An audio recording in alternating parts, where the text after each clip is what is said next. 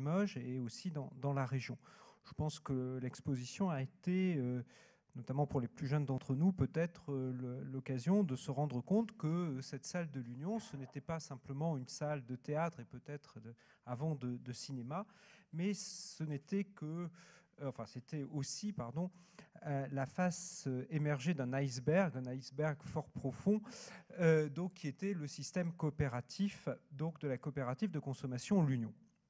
Alors, c'est vrai que bon, on est un peu, j'ai envie de dire, aujourd'hui dans un phénomène commémoratif, mémoriel, hein, les 100 ans de l'Union, et c'est vrai que ça introduit peut-être une distorsion que l'on peut avoir entre la représentation du phénomène, donc la coopérative, son enracinement dans une mémoire collective locale notamment, et puis les faits historiques. Alors, le but de cette conférence, justement, c'est un petit peu d'éviter ces phénomènes de distorsion et d'essayer de, non pas de reprendre l'historique de l'Union de Limoges, hein, je pense que l'exposition le fait bien, le livre qui a été publié donc, à l'occasion de cette exposition le fait remarquablement bien. J'ai envie de vous renvoyer pour le détail donc, à cette publication. Il s'agit, je le fais d'autant plus que je n'en étant pas l'auteur, je n'ai aucun scrupule à le dire. Alors, il s'agit ici de replacer la création et surtout la réussite de l'Union dans un mouvement plus vaste, celui du développement du système coopératif en France et plus particulièrement à Limoges, donc tel qu'il a pu se dessiner entre les années 1840 et l'entre-deux-guerres, entre-deux-guerres qui constitue à mon sens son apogée. Alors, je n'ai pas voulu, pour des raisons, disons, un peu de méthodologie, d'aller plus loin, parce qu'effectivement, il n'y a pas de travail historique fait sur le devenir des coopératives après 1945. Il existe des archives, ce sont des archives assez volumineuses, techniques, c'est de l'histoire économique, c'est assez complexe. Moi, je préfère m'intéresser, on va dire, au contexte social, mental, culturel, politique qui a vu le jour et l'épanouissement donc de ces phénomènes. Alors, ici, je vous dis un petit peu mes objectifs. Hein. Il s'agit de tenter de comprendre pourquoi ce mouvement coopératif a connu ici à Limoges un tel succès. Alors, tout en ayant conscience qu'il ne s'agit pas là d'un cas unique, hein, ce n'est pas propre à Limoges. Mais ce que je voudrais aussi essayer peut-être de réfléchir ce soir avec vous, c'est de mettre le lien qui pourrait exister en évidence entre une identité collective de la ville et donc identité collective de la ville qu'on peut mettre en relation avec des choix politiques, une composition socio-professionnelle, un esprit local aussi, et puis la réussite de ce mouvement coopératif. Hein, finalement, pourquoi la réussite de l'Union et pourquoi l'Union à Limoges? Alors, pour ce faire, l'exposé, il va se faire en 3 temps. Hein. Il y a des gens ici qui me connaissent et qui savent que je vais sacrifier à l'orthodoxie de la dissertation d'histoire.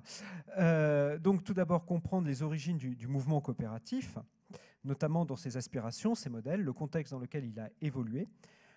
Donc là, je vais avoir un propos assez général, pour ensuite établir les phases du développement de ce mouvement à Limoges, et enfin donc s'interroger sur cette coopérative, ce mouvement coopératif comme élément d'une identité limogeoune.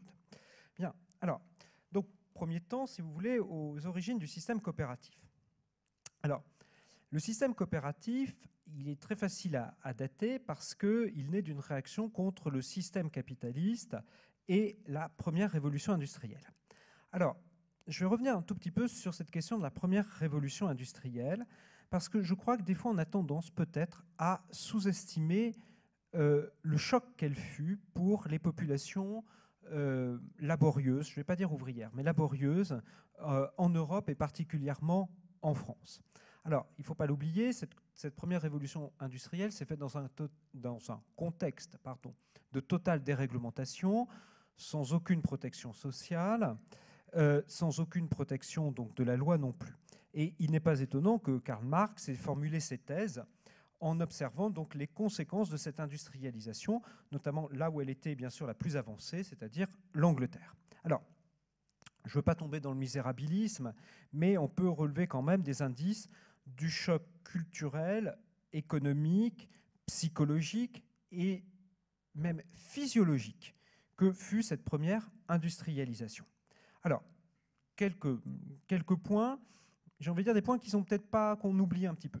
D'abord, c'est le phénomène du ludisme. Alors, le phénomène du ludisme, il est né en Angleterre au tout début du 19e siècle. Vous savez, c'est ce mouvement violent qui consiste à briser les machines parce qu'elles sont censées, aux yeux des ouvriers, leur prendre leur travail et surtout faire diminuer les salaires.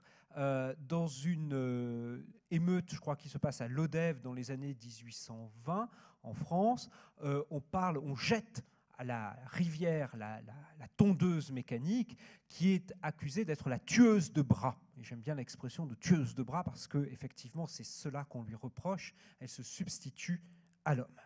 Et un historien français a récemment réévalué l'importance dans notre pays donc de ce phénomène du ludisme, alors qui n'a pas connu effectivement l'ampleur qu'il a connue en Angleterre, mais j'ai envie de dire que c'est normal parce que la France a moins connu le développement dans ce premier 19e siècle de la grande industrie. Mais il y a vraiment, ici, on est dans l'émeute, dans ce cas-là de plus classique, de plus traditionnel, mais aussi peut-être de plus violent. Alors, d'autre part, bon, mais ça, j'y reviendrai un peu plus longuement par la suite, ce sont les émeutes ouvrières. Les émeutes ouvrières, comme celle des canuts de Lyon, 1831 et 1834, sur lesquelles j'aurai l'occasion de revenir, qui montrent bien, hein, puisqu'on est capable d'ériger des barricades, de prendre les armes, qui montrent bien combien fut durement ressenti donc cette introduction de la révolution industrielle. Alors, je vais vous parler également peut-être des conséquences physiologiques de la révolution industrielle. Alors, certains d'entre vous ont peut-être en tête les descriptions apocalyptiques dans Victor Hugo, dans Les Misérables, de l'industrie textile. Pour ceux qui ont peut-être un peu plus pratiqué les documents historiques, il y a la grande enquête du docteur Villermé sur la condition ouvrière en France dans les années 1840 et qui a là aussi des pages complètement apocalyptiques, notamment sur les tisserands de Lille, vivant dans des caves obscures, etc. On connaît tous la loi limitant le travail des enfants, donc qui veut dire que les enfants travaillaient. Mais moi, je vais vous faire état d'une recherche faite par un historien, qui est plutôt un démographe, qui, en prenant en compte, vous savez, les registres matricules, hein, les registres de conscription, puisque tous les jeunes gens de 20 ans devaient être recensés pour le service militaire, et puis être aptes ou non au service militaire. Donc on a des séries complètes de taille, de poids, de morphologie, etc., des jeunes gens français depuis 1817, je crois, donc jusqu'aux années 1870, hein, c'est la loi Gouvion-Saint-Cyr. Et il a étudié plusieurs départements, dont la Haute-Vienne, mais je ne vais pas vous parler de la Haute-Vienne, il a étudié la région de Mulhouse. Et alors, il constate une chose qui est assez étonnante, c'est que la génération des conscrits nés pendant la première révolution industrielle, c'est-à-dire nés dans les années 1820-30, eh bien, enregistre une baisse assez spectaculaire de leur taille par rapport à leurs parents, enfin, par rapport, pardon, à la génération précédente. Et il y a une dégradation nette de la taille des conscrits. Et il compare avec des départements plutôt ruraux. Alors, il compare notamment avec la Haute-Vienne. Ça peut vous paraître étonnant parce que nous, on voit les choses un peu de Limoges, mais la Haute-Vienne est un département à forte majorité rurale. Et en fait, vous avez là, par contre, une amélioration, une tendance lourde d'amélioration des conditions physiologiques des conscrits. Et vous n'avez pas cette espèce de courbe un petit peu en U, hein, qui indique donc combien cette première révolution industrielle fut difficile à supporter. Et bien évidemment, ceci est à mettre en liaison avec la dégradation des conditions sanitaires, des conditions alimentaires, la mise au travail très jeune des enfants. Alors, cette industrialisation, et là aussi je vais peut-être vous étonner par le propos que je tiens, elle est particulièrement déstabilisante lorsqu'elle vient se greffer sur des organisations sociales et professionnelles préexistantes, sur de fortes traditions. Parce que ceux qui ont été les plus combatifs contre le système et la première révolution industrielle et le capitalisme, ce furent ce qu'on appelle les ouvriers de métier. Alors, qu'est-ce qu'on appelle les ouvriers de métier? Ce sont des ouvriers qui ont une identité forte, identité qui n'est pas une identité de classe, ils ne se pensent pas comme prolétaires, ou salariés, ils se pensent comme, bon, je vais prendre la porcelaine, modeleur, tourneur, mouleur, etc. Vous trouvez la même chose, les typographes dans l'imprimerie, etc., etc., les bronziers pour le travail du bronze. Ce sont des gens qui ont un très fort savoir-faire, qui ont souvent des salaires élevés, une culture importante, et surtout qui sont les héritiers, souvent, pas toujours, mais souvent, des corporations d'ancien régime. Alors c'est vrai qu'on a une vision des corporations d'ancien régime peut-être comme étant réactionnaires, traditionnalistes, etc. C'est plus compliqué que ça. C'est-à-dire que ces corporations d'ancien régime ont perpétué dans le corps ouvrier, dans le corps social des ouvriers, la tradition de ce qu'on appelle le métier réglé. Qu'est-ce que c'est que le métier réglé? C'est l'idée que quand on exerce un même métier, mais qu'on est dans des entreprises différentes, dans des structures différentes, on doit tous être soumis au même régime, au même tarif. C'est-à-dire même salaire, même conditions de travail, même durée de travail. Et l'objectif est de produire le même produit de même qualité, quel que soit l'atelier dans lequel il est produit.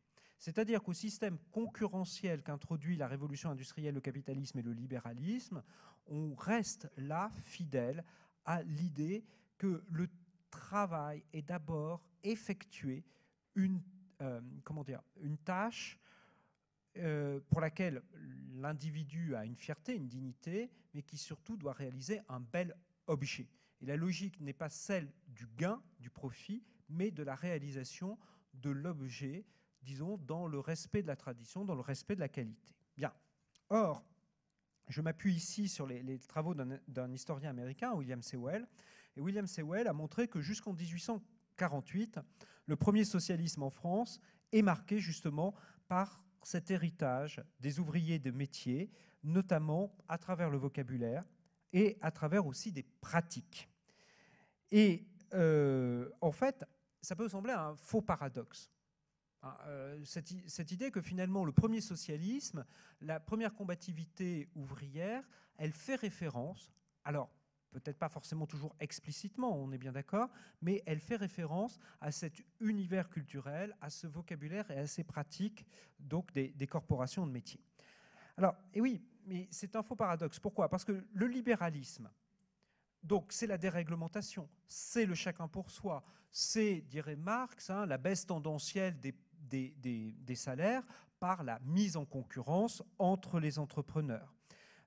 Et face au modèle, j'ai envie de dire, notamment le modèle usinier, ce que j'appelle le modèle usinier, c'est la mécanisation des tâches, c'est surtout dans le textile, c'est la déqualification, c'est la perte d'autonomie, la perte de savoir-faire du monde ouvrier, et bien évidemment, l'idéal du métier réglé s'impose. Bien.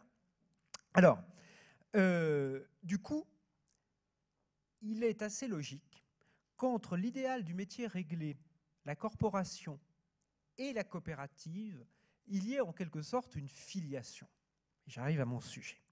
Pourquoi? Parce qu'au système concurrentiel s'oppose un système coopératif, un système d'entente, d'harmonie, d'organisation.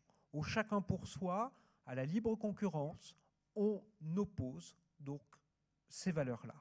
D'autant plus, et il ne faut pas l'oublier, ce qui fait l'attraction du système corporatif, c'est que le patron n'est jamais bien éloigné de ses ouvriers. C'est-à-dire que le modèle corporatiste, il s'est développé dans des ateliers, souvent des toutes petites structures, de 5, 10 ouvriers maximum, travaillant avec leur patron, et le patron travaille tout autant que les ouvriers, et généralement le patron est lui-même issu de ce monde des compagnons, des ouvriers, etc. Bien. Et ce modèle, et j'insiste là-dessus, a d'autant plus d'audience en France que l'industrie française fonctionne dans la première révolution industrielle largement sur le modèle du petit atelier. Et là, je reprends l'exemple des canuts lyonnais. Alors, les canuts lyonnais sont intéressants parce qu'ils sont, à ma connaissance, les premiers à mettre en place une coopérative en France. On l'a oublié. Qu'est-ce que c'est qu'un canut lyonnais? Un canut lyonnais, c'est un individu propriétaire de son métier à tisser qui va employer souvent 2, 3 compagnons, aides, salariés, vous les appelez comme vous voulez, qui peuvent vivre chez lui d'ailleurs, et qui travaillent donc selon un tarif, donc tant de francs le mètre de toile tissée, etc., de soie tissée, et l'élément capitaliste, dans le système du canut lyonnais, ce qu'on appelle la fabrique lyonnaise, il est extérieur à la production. L'élément capitaliste, c'est le négociant. C'est celui qui va acheter la soie brute, ou plutôt le fil de soie, va le confier au canut et va ensuite récupérer la marchandise tissée pour la vendre. Donc le système capitaliste, c'est un système financier extérieur au monde de la production. Et ça, c'est quelque chose de très important. Parce que dans la mentalité des canuts, ça veut dire que on n'a pas besoin justement de ce capitalisme pour produire. Alors effectivement, il rentre en amont et en aval, mais c'est tout. Bien. Et donc, il n'est pas étonnant que les révoltes des canuts, 1831 puis 1834, se fassent sur la question donc du respect du tarif. Et donc, finalement, ce respect d'un système où vous avez des milliers d'ateliers sur la colline de la Croix-Rousse, des milliers d'ateliers, donc des milliers de micro-entreprises, mais qui sont non concurrentes les unes par rapport aux autres, puisque toutes appliquent le même tarif. Et l'adversaire économique, c'est le négociant quand celui-ci veut diminuer donc le tarif. Autre chose sur laquelle il faut insister un petit peu, c'est que ce premier capitalisme et cette première révolution industrielle immobilisent peu de capitaux. Je vous donnerai des chiffres tout à l'heure, mais je vais prendre l'exemple de la porcelaine. Pour monter une fabrique de porcelaine, il ne faut pas énormément de capitaux. Pour tisser la soie à Lyon, il faut peu de capitaux. Le capital immobilisé est généralement d'assez peu de valeur. C'est le capital entrant et sortant, les marchandises, qui, à la limite, représentent la part la plus importante. Bon.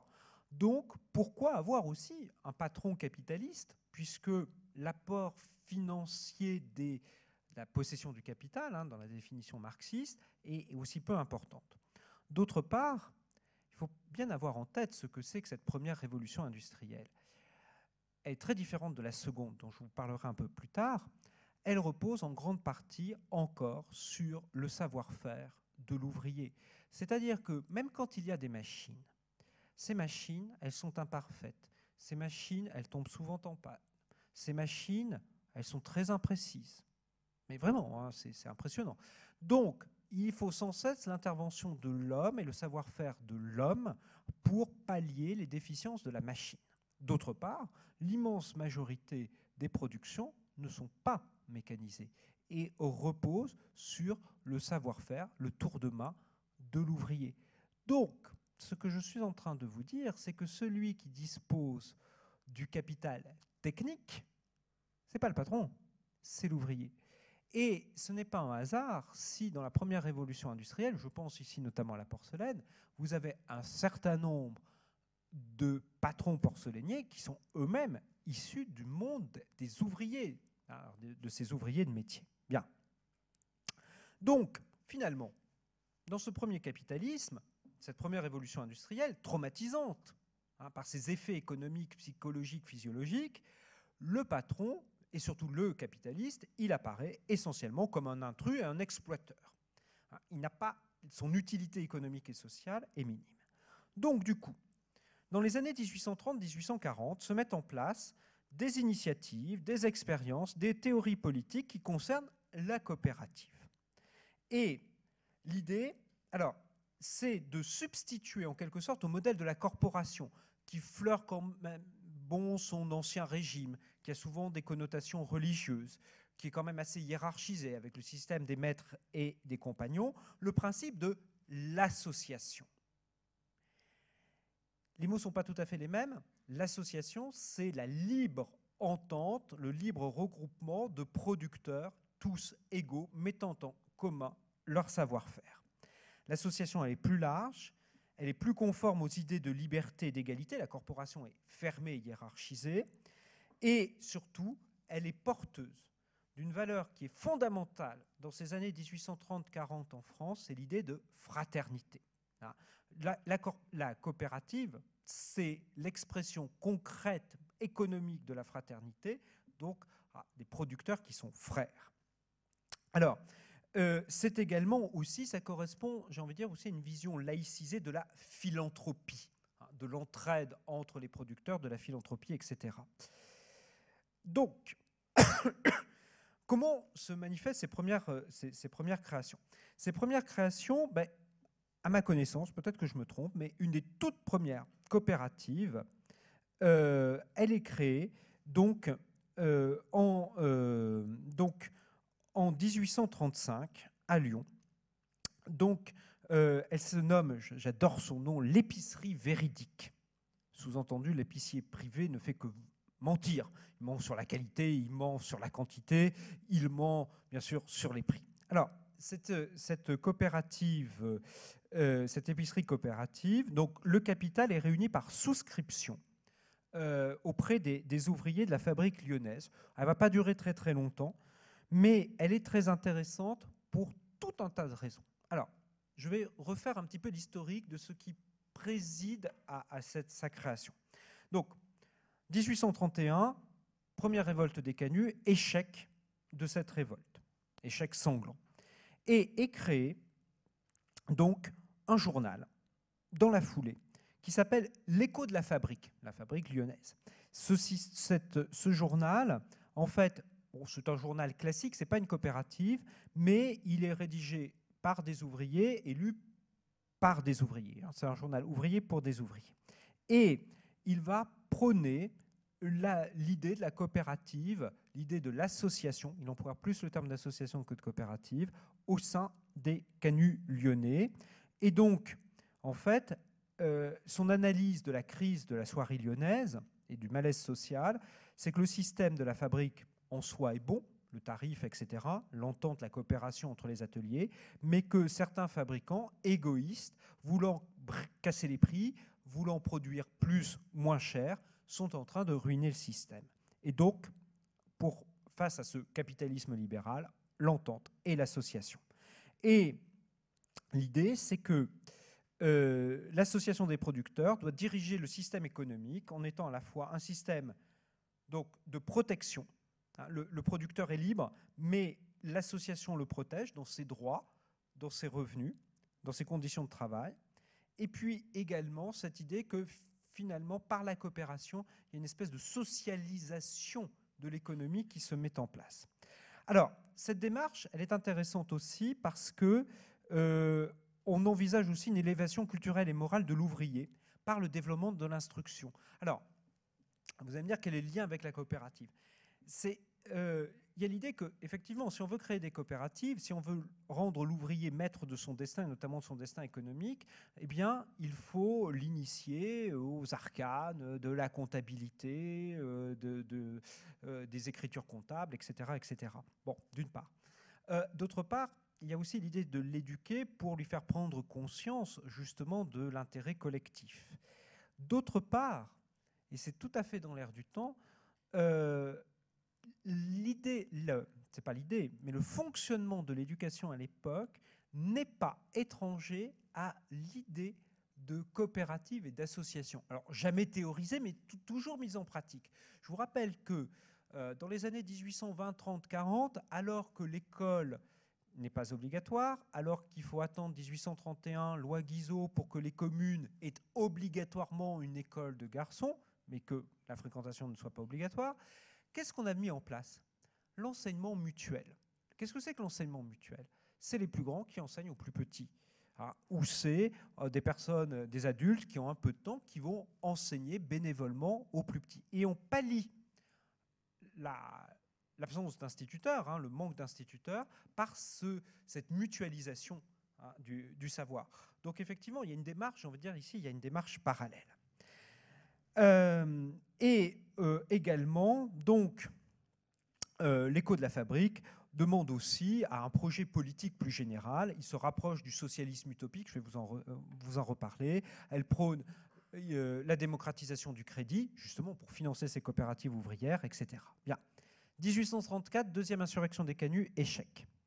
Et là, l'Écho de la fabrique, abandonne le terrain politique qui était le sien au départ, pour s'intéresser quasi exclusivement aux questions d'organisation du travail, de droit du travail. Et c'est de là que naît la première coopérative aussi de consommation. C'est-à-dire qu'on est dans une logique que face à l'échec finalement de la lutte politique directe, frontale, eh bien on va bâtir une contre-société ouvrière, plus pragmatique peut-être, qui va à la fois, qui poursuit, j'ai envie de dire, un triple but. Premièrement, c'est améliorer les conditions de vie de l'ouvrier par la coopérative de consommation. Deuxièmement, faire la démonstration que ce système est viable économiquement.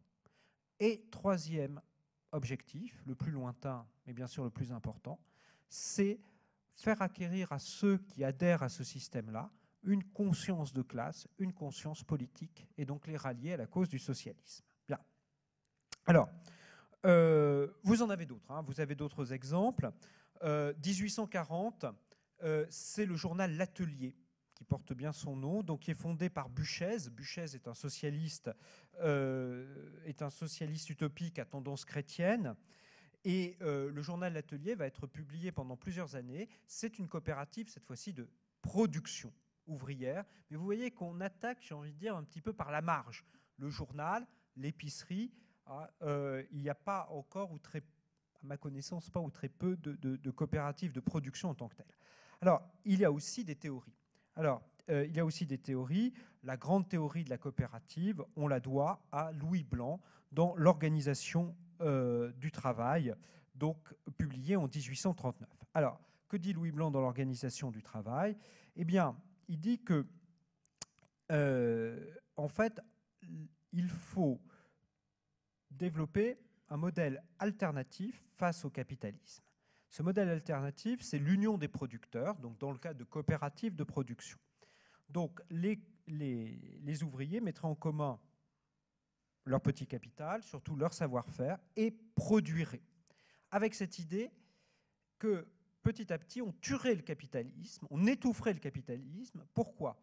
Parce que la coopérative de production ouvrière aux yeux de Louis Blanc est économiquement plus efficace que l'entreprise capitaliste, pour deux raisons.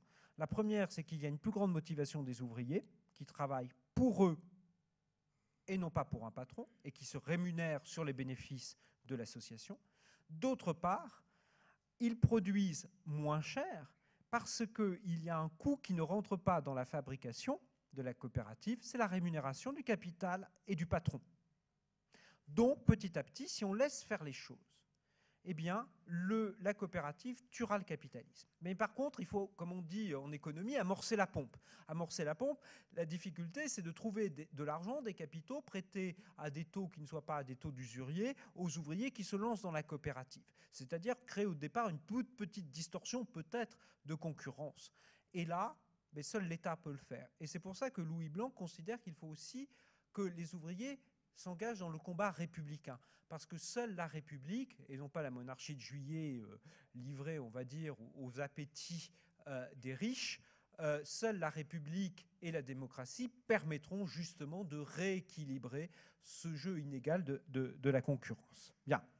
Et ces théories vont être reprises par beaucoup d'autres, notamment par Pierre Leroux à Boussac. Alors c'est intéressant, Pierre Leroux, je ne vais pas développer ici, mais Pierre Leroux, c'est à la fois un théoricien, mais aussi quelqu'un qui met en pratique, puisque Pierre Leroux, à partir du milieu des années 1840, publie sa revue à Boussac, et c'est des petites brochures donc développant sa pensée, dans le cadre d'une imprimerie coopérative.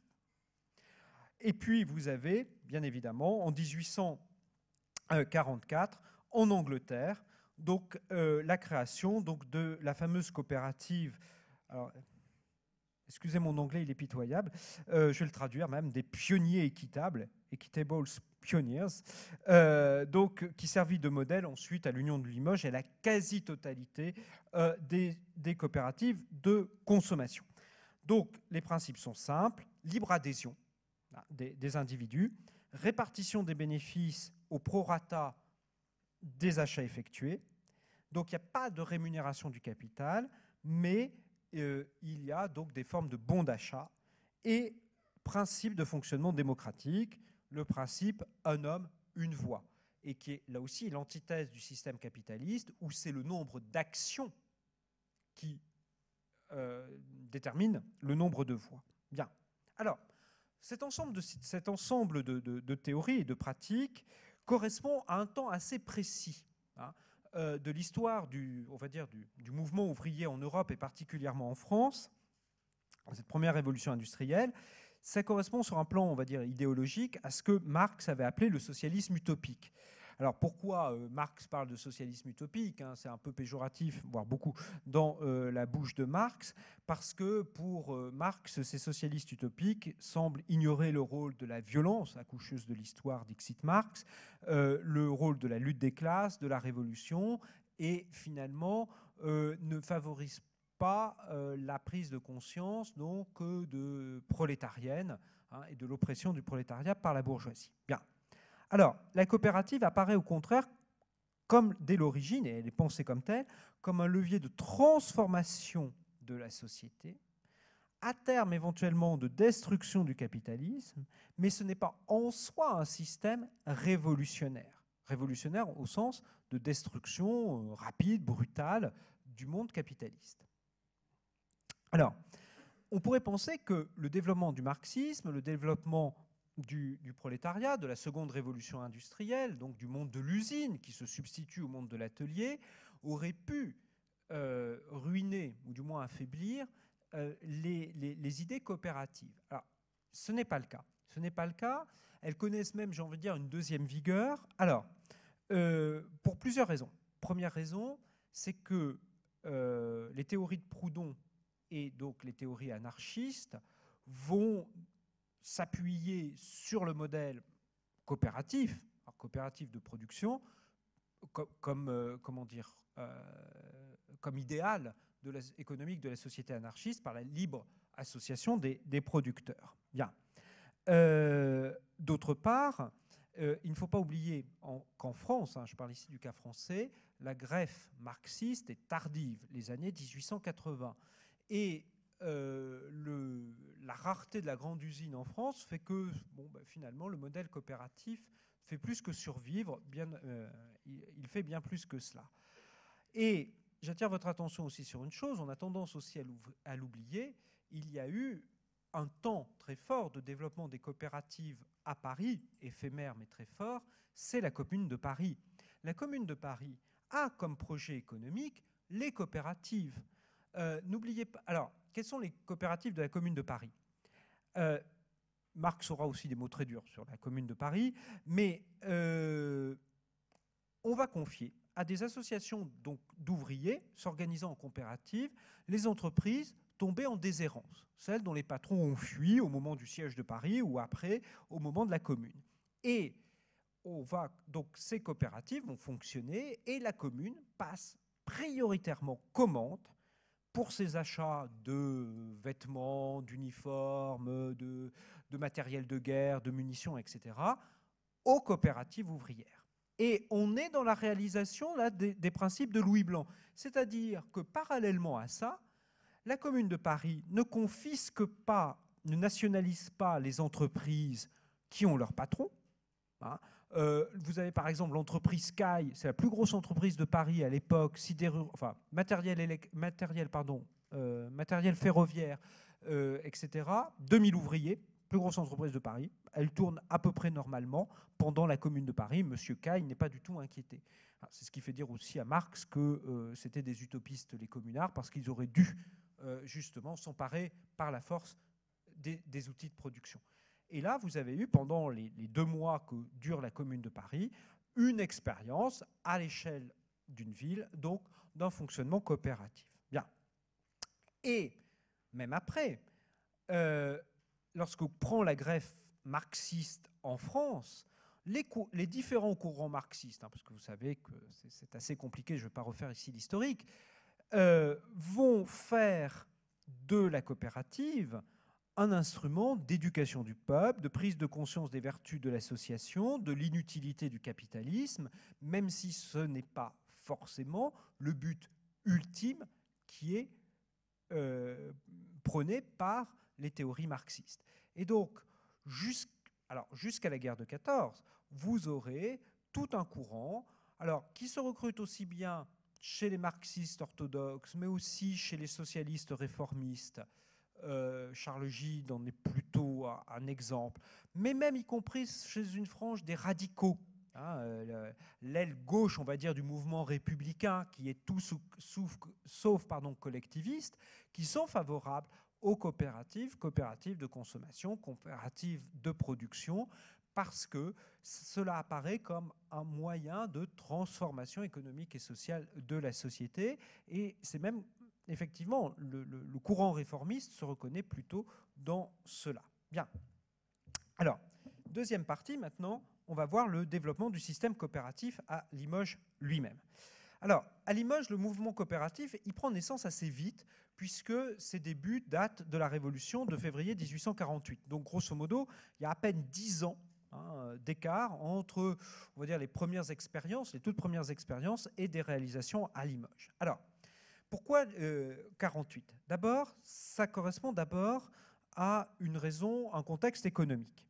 La crise de l'hiver 1847-48 a fragilisé le système productif, a mis au chômage un certain nombre d'ouvriers, particulièrement dans la porcelaine, industrie du luxe, très touchée par ces fluctuations-là. Donc, du coup, la crise du capitalisme, j'ai envie de dire, alimente la naissance de modèles alternatifs. J'ai envie de dire, toute comparaison avec des situations existantes en 2011 n'est pas fortuite. L'autre est politique. L'autre contexte est politique à deux niveaux. D'abord, le niveau national. La révolution de février 48 a porté au pouvoir des hommes favorables à ses idées. Louis Blanc donc s'est retrouvé, on va dire, au gouvernement, pour faire simple. Il va présider la commission du Luxembourg, qui siège donc dans le palais du Sénat, qui doit débattre, réfléchir sur la question de l'organisation du travail. Et d'autre part, le droit au travail a été reconnu en février 1848 et le pouvoir en place a mis en place les ateliers nationaux. Alors les ateliers nationaux, je sais bien que ce n'est pas le rêve de Louis Blanc réalisé, parce que ça tient plus des ateliers de charité, on va dire, mais bon, il y a quand même cette idée, enfin le gouvernement se montre plutôt favorable aux idées de coopération. D'autre part, c'est vrai qu'on est en printemps 48 et il y a, vous savez, ce qu'on appelle l'illusion lyrique du printemps 48, ce printemps de la fraternité, où effectivement les idées d'association, de coopération, de fraternité ont toute leur place. Alors, localement maintenant. Localement, la révolution de février 48 fut le moment de structuration, de politisation du mouvement ouvrier à Limoges. Alors, à travers plusieurs exemples, la création de la Société populaire, donc qui est un club politique où les ouvriers vont jouer un rôle très important, la campagne électorale pour les élections législatives d'avril 1848, et même quelque part, bon là je renvoie à des choses que j'avais faites il y a longtemps, l'émeute du 27 avril 1848 où les ouvriers s'emparent du pouvoir à Limoges. Tout cela accélère, favorise la prise de conscience de classe et le désir de s'organiser. D'autre part, cette révolution locale, celle de Limoges, a donné une forte lisibilité à ceux qui étaient les porteurs de ces idées d'association, idées de coopérative, qu'il s'agisse de jeunes bourgeois, alors notamment ayant fait ce qu'on appelle le pèlerinage de Boussac, c'est-à-dire qu'ils sont allés voir Pierre Leroux. Alors c'est un Théodore Bach, c'est un Frichon, c'est les frères Dussou, c'est Ernest Leblois. Bon, c'est des bourgeois, c'est des hommes de loi pour beaucoup d'entre eux, mais qui sont favorables à ces idées-là. Et d'autre part, vous avez une élite ouvrière, alors des gens dont je vais reparler. Trois hommes, par exemple, qui vont avoir une lisibilité très forte pendant les journées de 1848 à Limoges. C'est Charles Ricroc. Ricroc est un porcelainier. Ancel, c'est aussi un porcelainier. Bulot, c'est également un porcelainier. Bien. Et en juin 1848, on a à Limoges, mai-juin 1848, on a les deux premiers textes qui évoquent la création possible de coopératives de production dans la porcelaine. Alors, première étape, mai 1848, donc, est publiée une petite brochure donc, par les délégués porcelainiers au sein de la Société populaire, donc un groupe de réflexion, si vous voulez.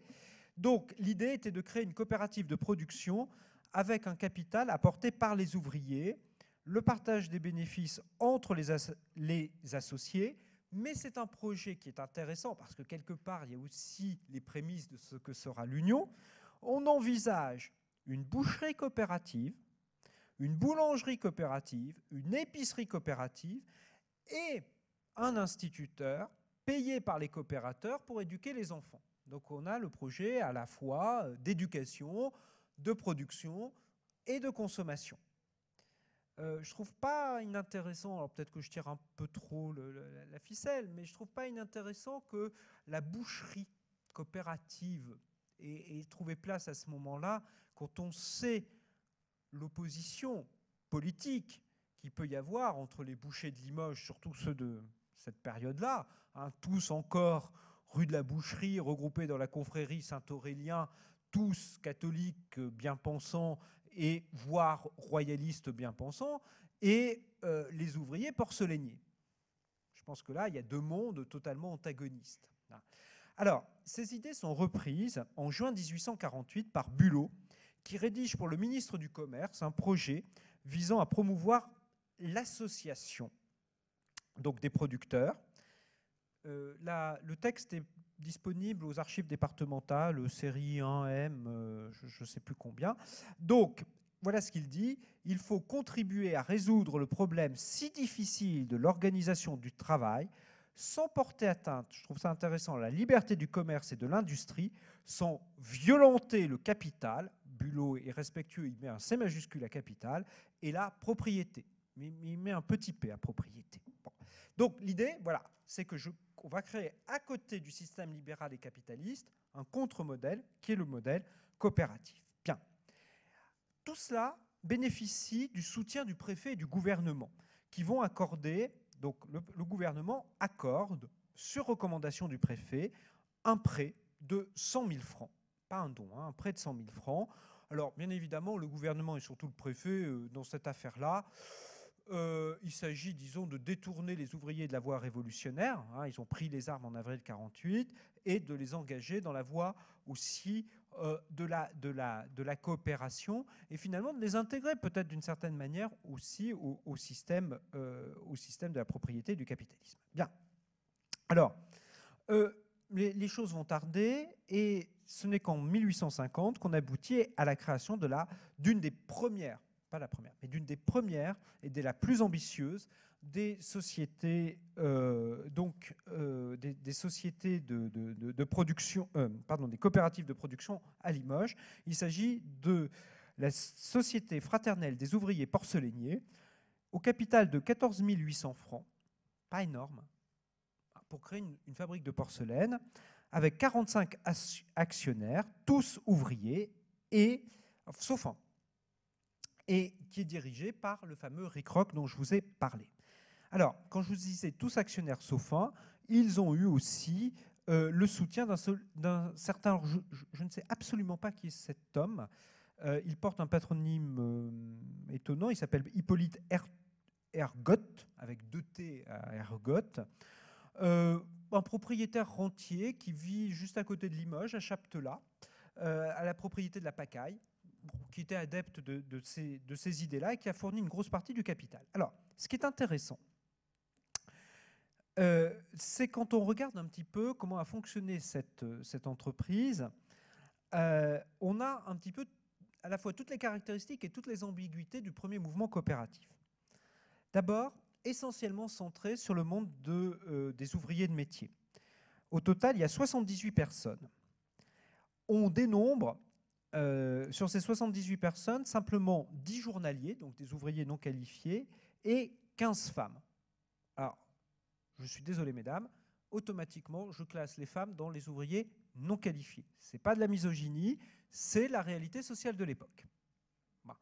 Et par contre, vous avez 12 tourneurs, donc ceux qui vont donner la forme à la porcelaine, 10 modeleurs, etc. C'est-à-dire que vous avez une majorité d'ouvriers très qualifiés, ceux qu'on appelle les artistes en porcelaine, il y a aussi des mouleurs, etc. Alors, donc ça c'est la première caractéristique, on est bien dans la continuité de ce que je vous expliquais dans la première partie. Deuxième caractéristique, c'est un foyer politique, d'éducation politique. Charles Rick Rock est engagé politiquement, On le retrouve vraiment quand on épluche, entre guillemets, tout ce qui se passe entre 1848 et 1851 à Limoges. J'ai envie de dire, il est de tous les mouvements politiques. En décembre 1851, il va même être inquiété au moment du coup d'État de Louis-Napoléon Bonaparte. Lui et son frère et sa femme sont engagés aussi dans d'autres mouvements coopératifs ou des mouvements politiques. Il est soumis à des tracasseries policières sans fin, etc. Bien. Il a toute une correspondance, c'est intéressant aussi, avec Martin Nadeau. Et vous voyez, Martin Nadeau, on ne peut pas le qualifier de socialiste. Hein. Martin Nadeau, enfin, en 1948, il fait partie des démocrates socialistes, mais ça ne sera jamais quelqu'un qui adhérera au marxisme, etc. Bon, mais il a une correspondance politique. Et à la Pacaille, alors la Pacaille est très surveillée par la police, et en décembre 1851, dans la procédure contre la résistance au coup d'État de Louis-Napoléon Bonaparte, j'ai relevé 2-3 phrases. Je ne résiste pas à vous en lire une. Un témoin dit, il se plaint que les gens que M. Ergotte invite à la Pacaille chassent sur les terres des voisins, etc., etc. Et il conclut, c'était le rendez-vous de gens à longue barbe. Et bien sûr, les gens à longue barbe, c'est les révolutionnaires de 1848. Si certains d'entre vous ont encore en tête l'extraordinaire photo de Denis Dussopt que notamment la BFM avait mis en ligne au moment des Journées du patrimoine de l'an dernier dédiées aux grands hommes, vous visualisez très bien ce que je veux dire par ces hommes à longue barbe. Et également, les voisins se plaignent qu'on chante à la Pacaille des chants, comment dire, séditieux, notamment le saïra. On n'est pas encore à l'international, mais c'est les chants révolutionnaires. Bon, alors, donc ça veut dire, on est bien d'accord, la coopérative est un lieu d'engagement politique. Alors, il existe aussi à Limoges d'autres coopératives. Alors, j'en ai repéré quelques-unes. Excusez-moi, c'est un peu un catalogue à la Prévert. En août 1851, a été créée une association des ouvriers peintres sur porcelaine. Là aussi, on est dans le monde des ouvriers de métier. Bon, très modeste, 6 membres, 500 francs de capital. Et j'ai envie de dire, c'est du décor, donc ça ne demande pas un capital beaucoup plus important. La société vivotera jusqu'en 1867. L'association jusqu'en 1869. Quand je dis qu'elle vivote, un État de 1865 recense 2 membres. Ça suffit pour faire une association, vous me direz. Mais voilà. Vous avez également, en septembre 1851, l'association des ouvrières chemisières, donc pour fabriquer des chemises, capital de 6 000 francs, divisé en actions de 5 francs. Je n'ai pas le nombre d'ouvrières, mais ce qui est intéressant, c'est qu'elle est présidée par Madame Rickrock, la femme du patron de l'association. Et elle a... Alors, il y a un joli petit dossier aux archives départementales aussi, série 3U cette fois-ci, saisi par la justice, tout un ensemble de lettres saisies au domicile, enfin non, au siège de la coopérative, notamment où il y a toute une correspondance avec Pauline Roland, qui a été quand même la grande, comment dire, propagatrice aussi des idées révolutionnaires et socialistes durant la Seconde République. Donc on voit bien là aussi les liens qui sont faits. On a aussi une société des ouvriers cordonniers, donc là aussi, plutôt travail en chambre, d'ailleurs à l'époque. Et puis j'ai trouvé trace, mais alors ne m'en demandez pas plus, en juin 1849, de la première coopérative de consommation avec une boulangerie coopérative officiellement créée. Et alors, le dirigeant s'appelle Antoine Bach. Alors c'est comme ça que j'ai retrouvé le nom de cette boulangerie coopérative qui n'a laissé aucune trace, à ma connaissance, dans les archives. Antoine Bach, il est le patron d'un hôtel qui s'appelle l'Aigle d'Argent. Si vous garez votre voiture sous le parking Roosevelt, vous aurez une pensée émue pour l'Aigle d'Argent qui se trouvait à cet endroit-là, le long du boulevard de l'avenue Georges Dumas. Et donc, alors, Antoine Bach, je ne sais pas s'il a un lien de parenté, peut-être très éloigné avec Théodore, mais donc Antoine Bach ne cesse d'être embêté là aussi par la police parce que l'Aigle d'Argent est un foyer de réunion socialiste, etc. Et manifestement, il a fait un faux pour cette coopérative de consommation, puisqu'en fait, il est le prête-nom pour la coopérative. Les fours ne sont pas chez lui, et ce sont en fait des ouvriers boulangers qui se sont associés pour faire une coopérative. Alors, toutes ces coopératives, à l'exception donc des deux coopératives porcelainières, l'association et l'autre, vont disparaître dans la répression du mouvement ouvrier consécutive à l'arrivée de Louis-Napoléon Bonaparte comme chef de l'État suite au coup d'État du 2 décembre 1851. Parce que justement, elles sont perçues, pensées comme étant dangereuses. Mais si l'association perdure, c'est qu'elle est devenue, je pense, vraiment apolitique. Et là aussi, vous avez ce qui est peut-être aussi une forme aussi de devenir assez classique de ces coopératives ouvrières, souvent, c'est que, alors, on est bien d'accord, ça n'enlève rien aux convictions des individus, mais la dimension, on va dire, de propagande, d'éducation des coopératives, des associations, elle est mise en veilleuse à ce moment-là. Alors, les projets sont relancés, notamment avec le tournant social de l'Empire. Vous savez que Napoléon III a fait en sorte que le droit de grève ne soit plus un délit en France. Pardon, pas que le droit de grève, excusez-moi. Que la grève, la coalition ne soit plus un délit en France. En fait, c'est donner le droit de grève. Bien. Et à partir de 1865, et l'Empire, on a tendance à l'oublier, mais l'Empire a aussi beaucoup encouragé à des formes d'association des ouvriers, notamment par les sociétés de secours mutuels. Il s'agissait là aussi de détourner les ouvriers de la voie révolutionnaire, d'améliorer, c'est tout ce qui est le saint-simonisme, etc., d'améliorer les conditions de vie des ouvriers, de les initier aussi aux vertus, bien évidemment, de l'épargne, etc. Bon, et de la prévoyance. Donc, en 1865, est créée une société de consommation de boulangerie, qui a 330 sociétaires en 1868, c'est pas mal. Sociétaires, c'est-à-dire consommateurs, pas producteurs, mais qui semble vivoter. Et on n'en trouve plus vraiment trace après. D'accord ? D'autre part, en 1866, Le Blois, donc Ernest Le Blois, qui avait été un des acteurs de 1848, tente de créer une épicerie, une boulangerie coopérative. C'est, semble-t-il, un projet très ambitieux, mais qui, donc il y a des traces là aussi dans les archives, mais qui ne verra en définitive pas le jour. Alors, le mouvement est vraiment relancé à partir au début de la Troisième République, entre 1872 et 1880, et on arrive à l'Union. Fleurissent alors les initiatives, mais essentiellement, pas exclusivement, essentiellement des coopératives de consommation. Ces coopératives de consommation naissent quasiment toutes au sein d'entreprises de porcelaine, c'est-à-dire que ce sont des ouvriers d'une même fabrique qui s'assemblent pour acheter en gros des produits d'épicerie, des produits alimentaires, etc. Bien. Alors, c'est intéressant parce que c'est en quelque sorte le contre-modèle ouvrier à ce que des patrons pratiquent au même moment, assez peu à Limoges, mais beaucoup plus dans d'autres villes, qui est le système, vous savez, des économas ou des cantines patronales. C'est-à-dire que l'ouvrier, quand il était salarié d'une entreprise, était payé en partie en bons d'achat, consommables, dans l'économat du patron, souvent donc l'épicerie qui était adossée à l'usine. Souvent, bien évidemment, double bénéfice pour le patron parce qu'il revendait avec profit les produits de l'épicerie. Bien.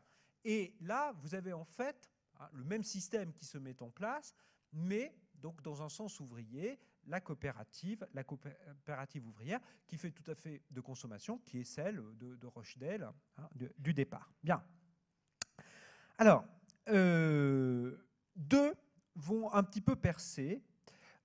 C'est celle qui s'appelle l'économie ménagère, qui est dans une entreprise de porcelaine qui n'a pas laissé beaucoup de souvenirs dans la production. Elle s'appelle Delotte. Mais l'économie ménagère est une des premières, voire je pense la première coopérative de consommation à Limoges qui s'extrait de l'influence patronale en établissant son siège en dehors de l'usine, alors que toutes les autres jusque-là avaient leur siège dans l'usine. Et elle va fusionner en 1881 avec l'épargne, qui, elle, vient d'une entreprise qui est plus célèbre, c'est Sazera, hein, qui est une grosse entreprise de porcelaine, Sazera et Blondeau à l'époque. Et cette fusion donne l'Union. Donc, avec 45 fondateurs, je ne reprends pas ici toute la chronologie. Alors, vous savez ensuite le succès de l'Union, je repasse très très vite là-dessus. 1887, un peu plus de 1300 sociétaires. 1900, on est quasiment à 9000 sociétaires. 24 000 sociétaires en 1935. Pour une ville qui compte à peu près 100 000 habitants, c'est un habitant sur 4. On peut penser que c'est pas loin de 3 foyers sur 4 qui, à Limoges, à ce moment-là, rentrent dans le système de l'Union. Bon, si vous voulez qu'on en discute après, si vous avez des questions, on pourra en débattre, mais là je renvoie essentiellement donc à l'expo et à l'ouvrage. Alors, ce qui me semble intéressant, c'est que cet immense succès de la coopérative de l'Union, qui n'est pas la seule à ce moment-là, hein. Vous avez la ruche stéphanoise à Saint-Étienne, par exemple, contraste avec la médiocrité des réalisations des coopératives de production. Alors, il y en a quelques-unes. En 1879, il y a la Solidarité, c'est des cordonniers, 38 cordonniers. Mais, à un moment, donc je crois que c'est en 1903, il y a un échec cuisant qui est la tentative de créer une coopérative ouvrière en porcelaine, la céramique ouvrière. Le projet est très ambitieux. Il faut réunir 200 000 francs de capital. Au départ, on réunit 650 actionnaires. C'est pas mal, hein, mais ce ne fait que 60 000 francs. Et pour essayer de trouver des ressources supplémentaires, on va mettre en vente 5 millions de tickets. C'est même plus des actions, c'est des tickets à 5 centimes pièce. C'est vraiment de l'actionnariat populaire. On ne peut pas faire plus populaire que ça. Alors, apparemment, est-ce que c'est la vente des tickets qui n'a pas bien marché? Est-ce qu'ensuite, on n'a pas été dans la capacité de monter l'entreprise? Toujours est-il que cette entreprise n'a jamais vu le jour. Et je trouve ça très intéressant parce que ça témoigne, me semble-t-il, de la relative impuissance des coopératives de production au cours de la seconde révolution industrielle. Qu'est-ce que c'est que la seconde révolution industrielle? Et l'exemple de la porcelaine, pour ça, est magnifique. Je vous rappelle, l'association, elle tient 20 ans, elle fait des pièces remarquables, vous pouvez en voir au musée Adrien Duboucher. C'est 18 000 francs hein, à peu près de capital au départ et c'est 70 ouvriers. La céramique, la tentative de la céramique, c'est 200 000 francs de capital. Un capital qui a été multiplié par 10, à une époque qui n'a quasiment pas d'inflation. Mais pourquoi? Parce que le modèle, désormais, c'est la grande usine, c'est celle des frères Avilante, c'est 1000, 2000 ouvriers. Bon, c'était peut-être pas l'ambition de la céramique, mais les entreprises moyennes de porcelaine à Limoges dans ces années 1900, c'est 300, 400, 500 salariés. Et c'est surtout des entreprises qui sont devenues de véritables